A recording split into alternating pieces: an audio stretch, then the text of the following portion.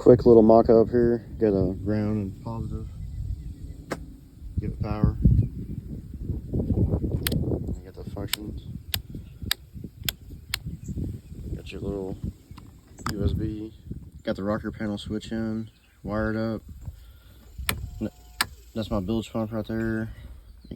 Got my nav lights right here. Let's go check out front. Yep, got the green, got the red. Trolling motor works.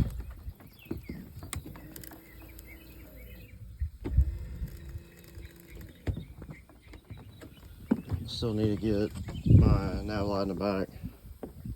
It doesn't work. That's why I'm running everything new.